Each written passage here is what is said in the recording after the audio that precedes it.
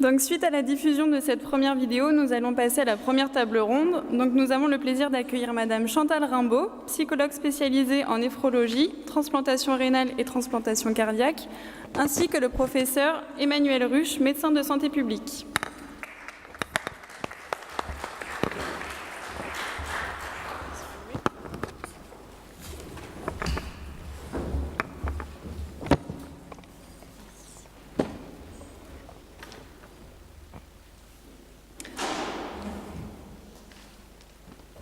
Donc, je vous remercie d'avoir accepté cette invitation. Donc, si vous le voulez bien, nous allons maintenant échanger sur le sujet des bons termes. Donc, dans la vidéo qu'on vient de visionner, il est apparu que les termes utilisés pouvaient créer de la confusion et induisaient des craintes chez les patients. Les patients semblent exprimer un besoin d'explication de ces termes, notamment sur le préfixe bio, que l'on retrouve dans le mot biomédicament et biosimilaire. Donc, à ce sujet, Emmanuel Ruche, pourriez-vous nous expliquer ce qu'on entend par bio? Pourquoi ce terme a-t-il été utilisé et choisi? Alors, je ne suis pas sûr de pouvoir répondre à la question pourquoi est-ce qu'il a été choisi. Mais en reprenant mon dictionnaire, le terme de bio, le préfixe, renvoie bien sûr à l'idée de vie. Et donc, je pense que le terme, l'adjonction de biomédicament ou de médicament, parfois on dit aussi biologique, renvoie au fait que c'est un médicament qui est produit à partir d'une source biologique, c'est-à-dire d'une cellule de mammifère, d'une bactérie, d'une levure. Et donc l'accent que l'on met, c'est l'accent sur l'origine et sur la façon de produire cette substance. Si je fais le parallèle avec une alimentation bio, parce que dans le petit reportage, on voit souvent la confusion qui est faite avec d'autres significations du terme bio. Quand on parle d'alimentation bio, on fait moins référence, à mon sens, à l'origine que aux conséquences. C'est-à-dire qu'une alimentation bio, c'est une alimentation, entre guillemets, respectueuse du vivant et de l'environnement. Alors bien sûr, il y a une connotation sur le fait qu'en termes de production, on n'utilise pas de pesticides ou d'autres produits de ce type, mais on met plutôt l'accent sur la conséquence que l'on attend d'une alimentation bio. D'accord, donc je vous remercie pour cette explication. Donc d'après vous, Chantal Rimbaud, quelles conséquences ce terme de bio peut-il avoir sur les patients ? Par rapport au patient, ça va dépendre comment il peut entendre, lui, dans son référentiel. Comme a pu le dire Emmanuel Ruche, le bio, qui vient de la racine grecque, voilà, veut dire vie, mais il y a peut-être des patients qui vont l'entendre autrement et construire un sens différent au médicament, ce qui va peut-être entraîner, on va dire, une motivation, une démotivation à prendre ce médicament, parce que ça interfère directement dans les représentations qu'on peut se faire du médicament par rapport à la maladie dont on souffre. D'accord, je vous remercie. Donc si on en revient au terme de similaire, qui, on l'a vu aussi à travers la vidéo, posait problème aux patients, Emmanuel Ruche, est-ce que vous pourriez nous en dire un peu plus sur ce terme de similaire? Alors, un biosimilaire, c'est un médicament biologique qui n'est pas identique, mais qui est très proche dans sa composition d'un autre médicament biologique, qui est le médicament biologique de référence, à partir duquel a été construit, ou en tout cas en référence duquel a été construit le biosimilaire.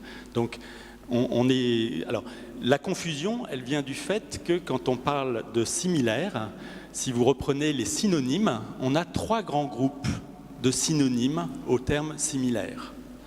Un premier groupe qui ne nous convient pas du tout, qu'on met de côté, enfin, qui est synonyme de similaire dans le dictionnaire. Il y a identique, pareil, indiscernable. Donc celui-là ne nous convient pas dans cette signification du terme biosimilaire. On a un groupe de synonymes qui est équivalent, synonyme d'ailleurs. Un similaire, c'est synonyme, c'est équivalent, c'est comparable, c'est proche de. C'est pour ça que j'utilisais le terme de biosimilaire, c'est un biomédicament qui est très proche d'un médicament biologique de référence. Et puis il y a un troisième groupe de synonymes qui est Un similaire, c'est quelque chose qui ressemble, qui approche, qui est approximatif. Donc on tombe sur une connotation un petit peu incertaine, sous-entendu. Donc on a un mot qui recouvre des représentations qui, en fonction du patient à un moment donné, ou d'ailleurs en fonction du professionnel aussi, à un moment donné, va être d'un sens et d'une signification un peu différente. Merci. Donc selon vous, Chantal Rimbaud, quel retentissement ce terme de similaire peut-il avoir dans l'esprit des patients ? Donc là encore, on va bien sûr, tout va dépendre comment le patient peut l'entendre, mais en tout cas, ce qu'il va d'un seul coup entendre, c'est que c'est du pareil, mais du pas pareil. Donc, je veux dire, on est quasiment dans une injonction paradoxale à ce moment-là, c'est-à-dire c'est un médicament qui est bon pour soi parce que le médecin l'a pensé, adapté, mais en même temps, il n'est pas pareil à l'adaptation.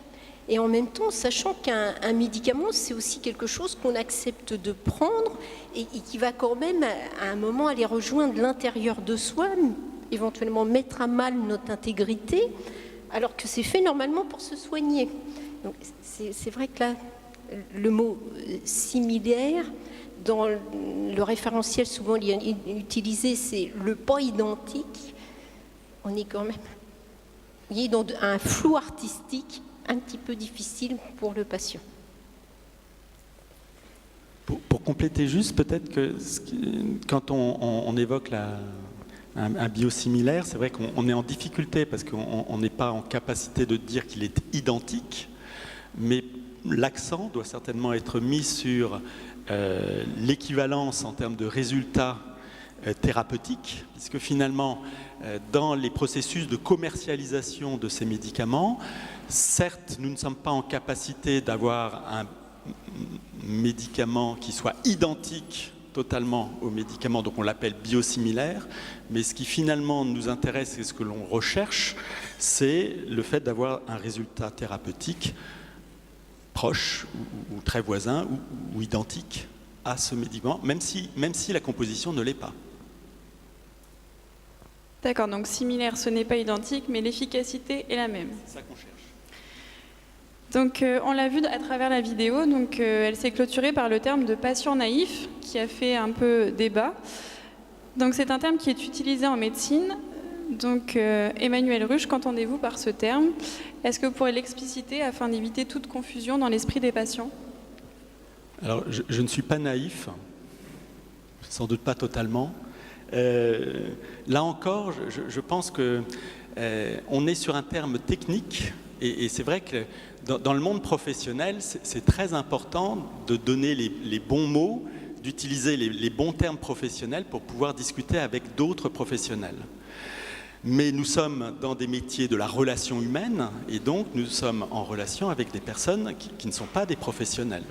Donc nous avons toujours effectivement cette difficulté à ne pas utiliser les termes qu'on a l'habitude d'utiliser avec nos collègues ou de les utiliser mais en les expliquant à une personne, un patient, un usager qui n'a pas la connaissance et les compétences dans le domaine de la santé en termes de professionnalisation en tout cas.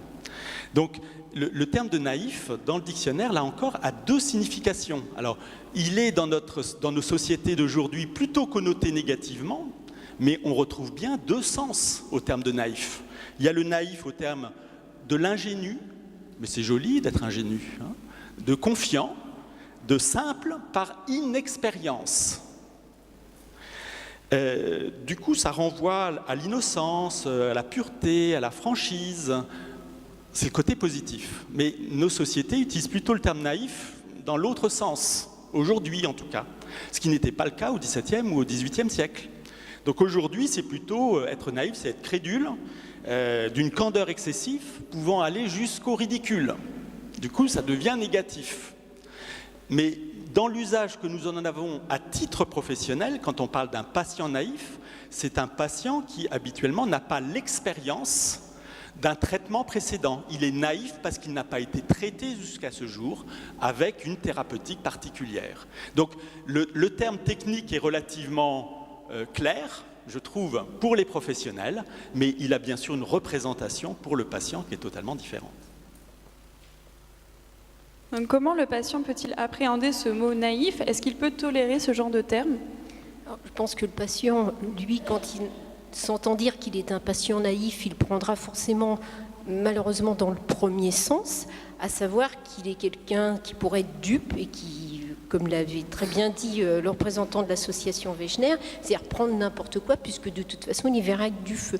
Et là, c'est un petit peu embêtant parce qu'on va les tabler sur, en tout cas, une idée très péjorative, et ce qui peut faire qu'il peut se sentir décrédibilisé et que ça puisse aussi entraver la faculté qu'il puisse avoir de prendre correctement le traitement, parce qu'il va se sentir réellement, on va dire, mis à mal dans les efforts qu'il pourrait faire pour prendre correctement ce traitement biosimilaire qui est du pas pareil au même.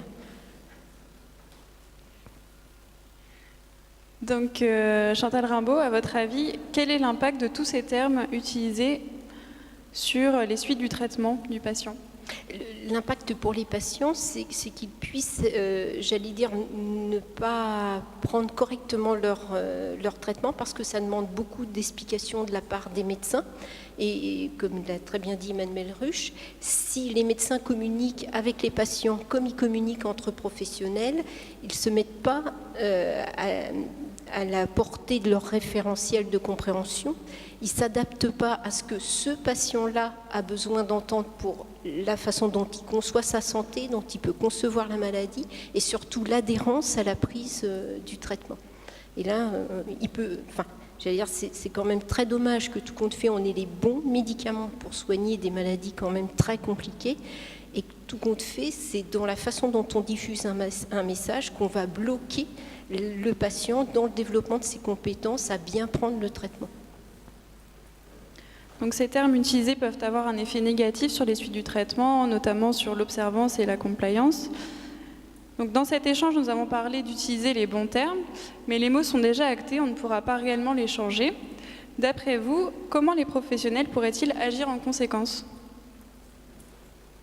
Alors, je pense il y a plusieurs ordres de réponse. Je pense que si les professionnels utilisent un jargon technique dans lequel ils peuvent, dans ce jargon technique, utiliser les bons termes entre professionnels et entre techniciens. Avec un usager ou un patient, ce n'est pas tant l'usage du bon terme que l'explication des termes qui est importante. Alors, dans l'usage du jargon, il y a une part, je dirais, de positionnement hiérarchique et de pouvoir. Des corps professionnels qui utilisent un jargon, ça peut être source de pouvoir, bien sûr.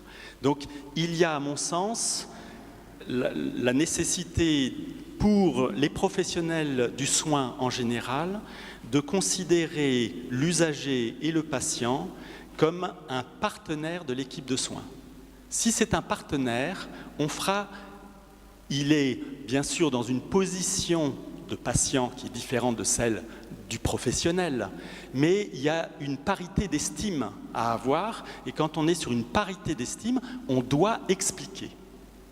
Donc je pense qu'il y a une partie de la réponse qui est de l'ordre de la sociologie, qui est dans le rapport de force entre les usagers et les professionnels. Et la prise de conscience de ce statut social, je dirais presque, réciproque. C'est un premier élément. Après, il y a des éléments qui sont de l'ordre de l'attention et d'un certain nombre de compétences professionnelles. C'est expliquer, c'est pas facile. Et donc, il faut pouvoir l'expliquer avec des mots simples, et il faut de ce fait tenir compte à la fois de la situation du patient, comme vous l'évoquiez, parce qu'on peut aussi être à des moments, à l'annonce d'un diagnostic, où on est dans un état de sidération. Donc il n'est pas facile d'expliquer des termes dans un état de sidération, et il est aussi nécessaire de pouvoir expliquer avec des mots qui soient compréhensibles vis-à-vis de la personne qui soit en face. Alors, nos amis canadiens utilisent une expression pour ça qui est la littératie en santé. C'est-à-dire que nous avons tous un socle de connaissances et de compétences en santé, de compréhension possible, et il faut une adaptation entre le professionnel qui a une certaine littératie en santé, on l'espère élevée, entre guillemets, il maîtrise les termes, et la compréhension de ce qui se passe, et un patient qui maîtrise parfois très bien aussi d'ailleurs, hein, mais qui parfois maîtrise moins bien. Et au Canada, nos amis canadiens nous expliquent que la population canadienne, de façon générale, a un niveau de compétences et de connaissances en santé insuffisant pour 60% de la population canadienne. C'est-à-dire que quand un professionnel de santé explique, pour eux, il y a 60% de la population qui ne peut pas comprendre si on ne fait pas l'effort d'expliciter de façon approfondie, mais avec des mots simples, les termes, ou d'ailleurs peut-être ne pas utiliser les termes techniques, mais les expliciter avec d'autres termes plus simples et plus compréhensifs. Et ça, c'est un très bel enjeu dans la relation partenariale usager et professionnel de santé, et c'est un très bel enjeu de recherche en sciences humaines aussi. Donc, si j'ai bien compris, il faut s'adapter au niveau de compréhension du patient. Donc, avez-vous d'autres éléments à évoquer lors de cette table ronde ? Juste aussi ne pas oublier que le patient peut lui-même, par une prise de conscience de sa maladie, par la prise de conscience du traitement, développer ses propres capacités d'auto-soin, développer aussi ses propres compétences, parce que sa santé, à un moment, a été, comme vous l'avez dit, bousculée, et qu'il a envie de la préserver, de la conserver, et que là va naître aussi de nouvelles compétences, et que c'est aussi à chacun de pouvoir les soutenir, on va dire, collégialement. Très bien. Donc Chantal Rimbaud, Emmanuel Ruche, je vous remercie pour cet échange.